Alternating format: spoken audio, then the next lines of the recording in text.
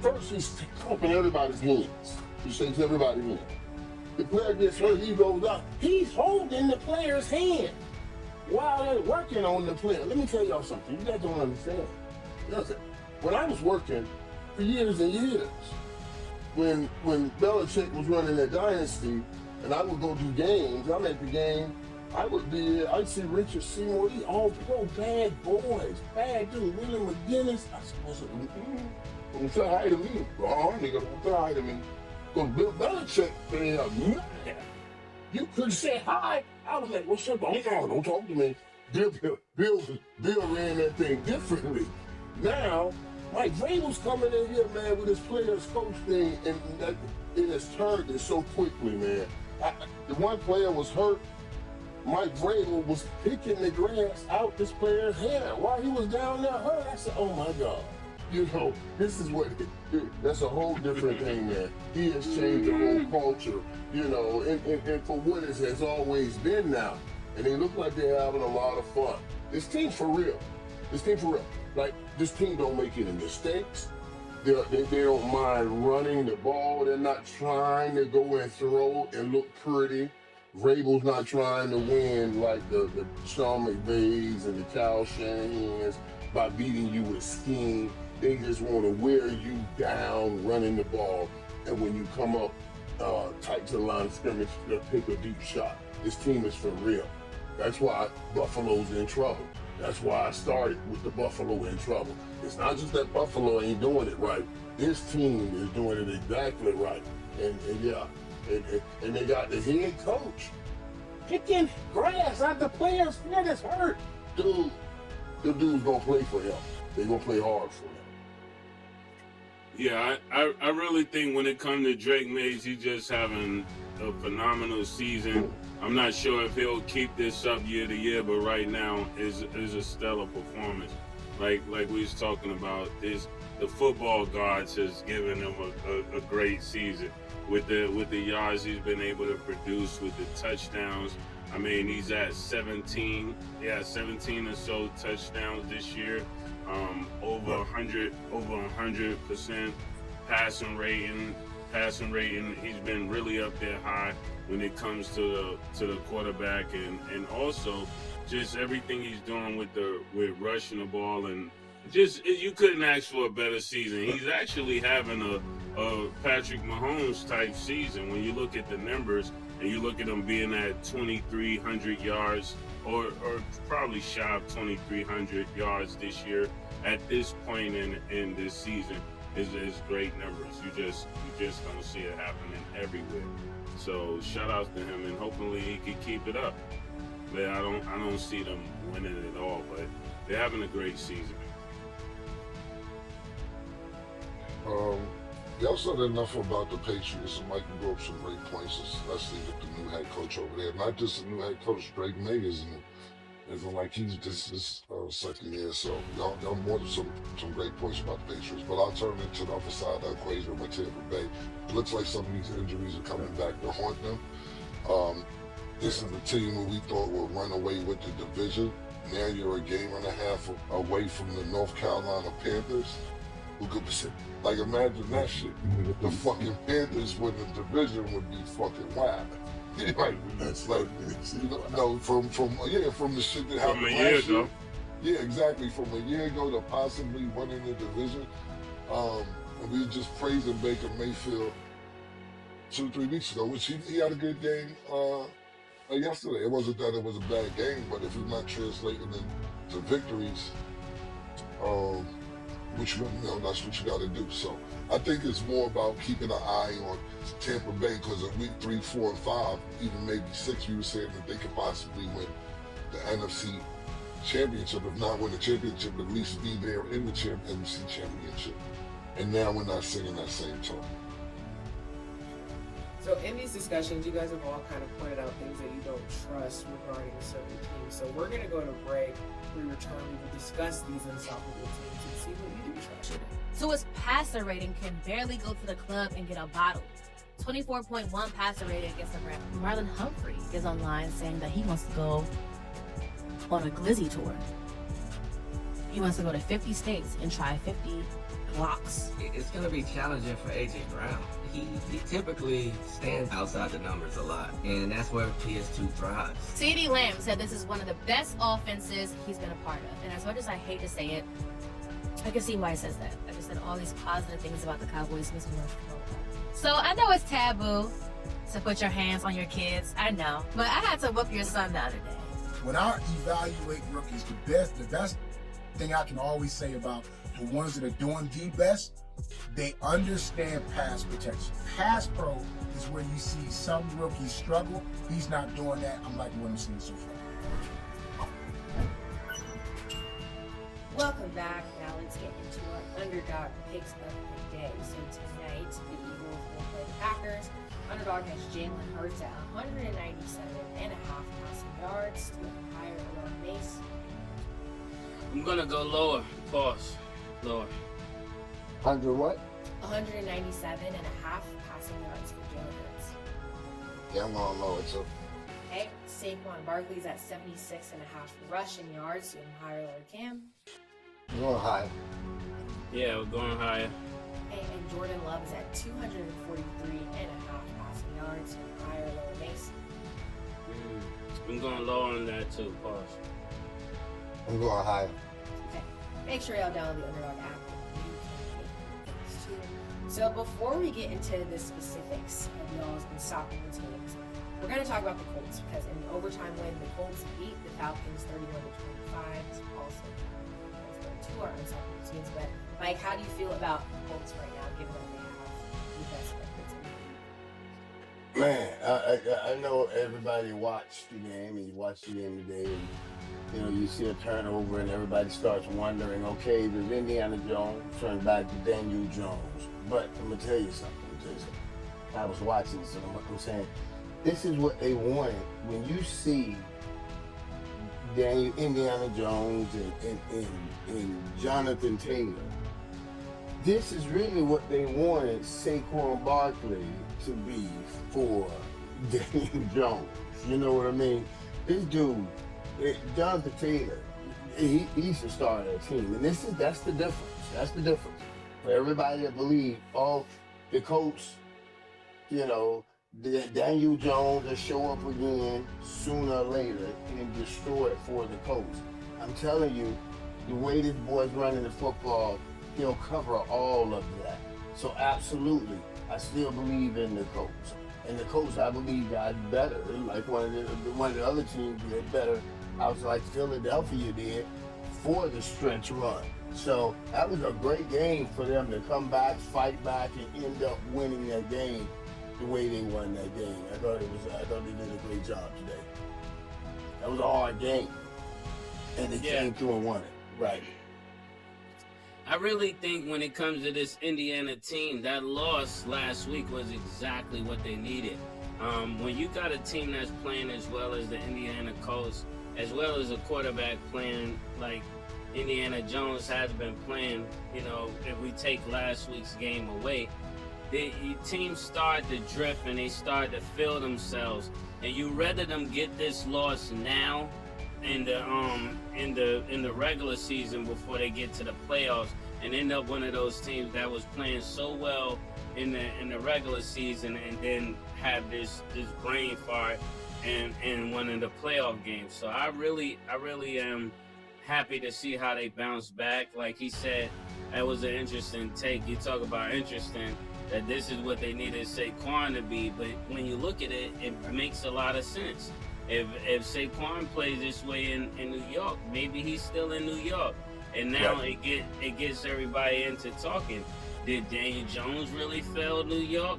Or was it that Saquon didn't give him the help he needed? So that starts out an interesting take, because we know that Jonathan Taylor yesterday put up about 44 yards or so. Right. Yeah, so he's when you're a quarterback and you got your running back and people running that way, the field becomes wider because everybody have to play honest to the wide receivers and everything else. So this was a really good win for them, a really great bounce back win. Not that Atlanta was a great team, but it was great to see them get back running on all cylinders. But Atlanta's a talented team. They're a talented team now. They got some talent everywhere. And you see how quickly they put Sauce Gardner right in that game. But Drake London just like, kind of said, hey, wait a minute, bro. You ain't gonna be like have to be no Deion Sanders, get off no airplane and cover people. You see what I'm saying?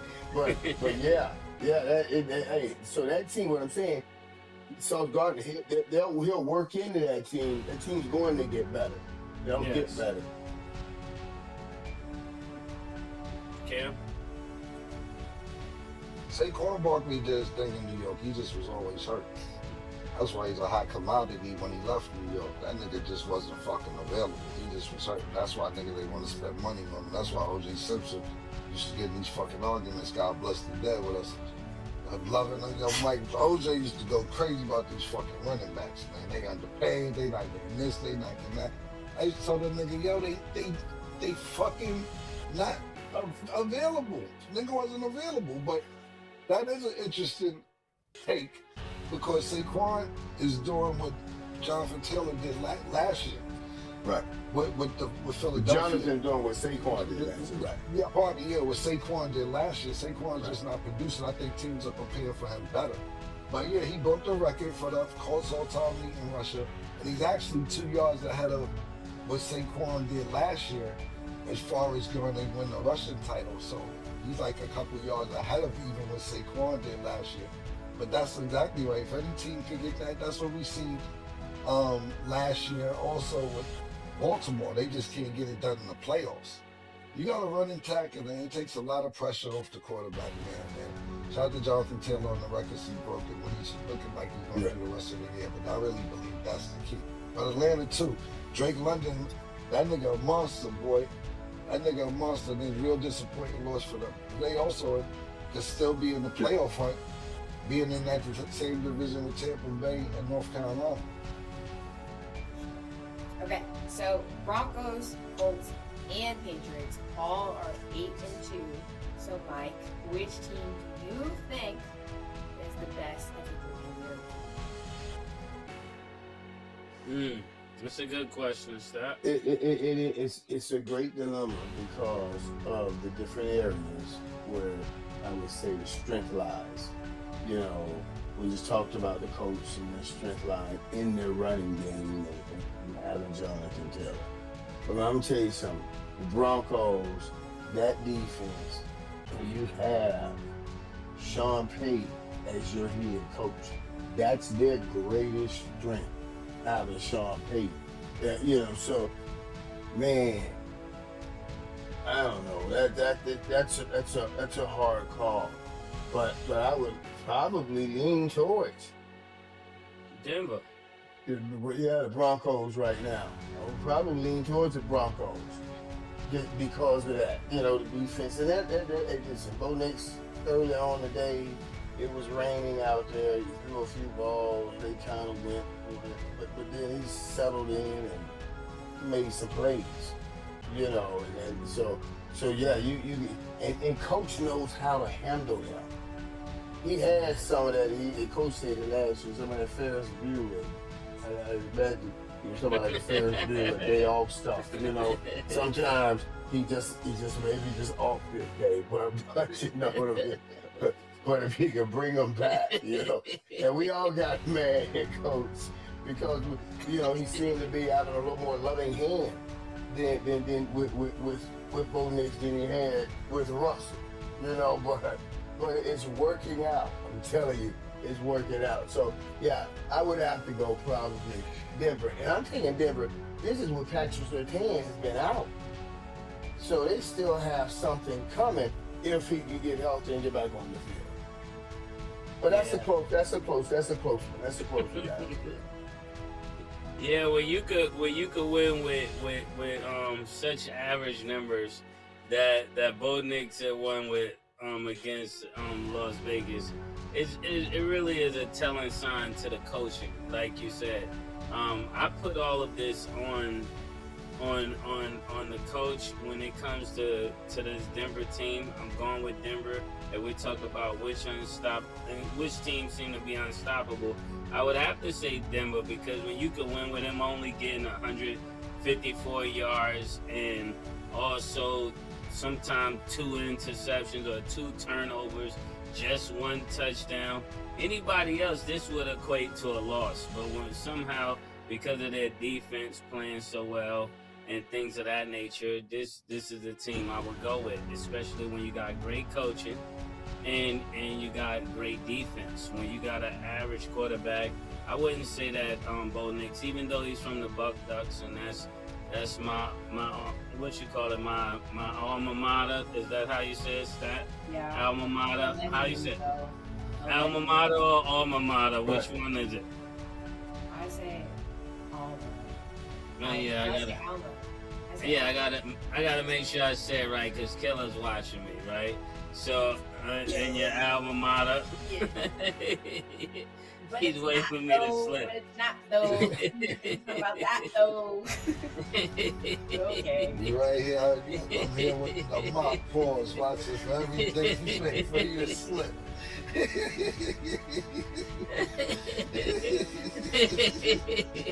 So I gotta make sure I got all my T's crossed. And when it comes to Denver, that's who I would go with. But one thing I want to share, I don't like when a coach has all of this leeway for a white quarterback and not a black guy. I just don't like that. Something doesn't sit well with me. I'm not saying it's racist, you know. I'm definitely not saying that, but I don't like that kind of narrative. I'm going with the Patriots. The reason I am going with the Patriots is because they got Irvin. They got a good young quarterback. You got an owner who's won. You got a great wide receiver, Stephon Diggs. But the person that's making me pick out of these 3 people is really Josh McDaniels. Josh McDaniels took a young Tom Brady. Very good. To win 6 Super Bowls. And when the Patriots let Josh McDaniels go for his few years, when he went to Denver and the Raiders, if I'm not mistaken, then they said, get your ass back over here. We need to win again. We not winning without you. And if somebody knows how to steer a young quarterback to a championship in their 2nd year, he's done this already. So purely off of that, that's the reason that I am going to go with the Patriots, because he's been there before. With a absolute young 2nd year Tom or 1st year Tom Brady in 2002 when he was the quarterbacks coach. That's a good one too. Because Wait. that's a great battle. That battle, Patriots and Broncos battle. I'm just talking about from the coaching standpoint. Vrabel and Sean Payton, man, that would be. Because neither one of those guys need to have a quarterback throw for 300 yards. They don't mind playing 2 yards in a cloud of dust and a tight game. The point you made about Josh McDaniels is what gets lost. And what I will expand on later on, even when we talk about Bill Belichick and what he was to that organization before he left. Look at how he handled the Mac Jones situation as compared to how this is being handled, the Drake May situation being handled. It's totally 2 different things. Vrabel knew to go and get Josh McDaniels for this young man. Bill Belichick was making defensive coordinators, offensive coordinators. You know, how can you? So it was, you know, that was crazy. So that's a good point to bring up having Josh McDaniels and what it means. Wait, but before we go on, Cam, are you alluding to that the Patriots may win it all this year? I'm saying that they won it all. Right now, you know, Stat, our thing was unstoppable teams. To me, no team in the NFL is unstoppable. I just think these teams have the best record. But I just think that certain people just know how to do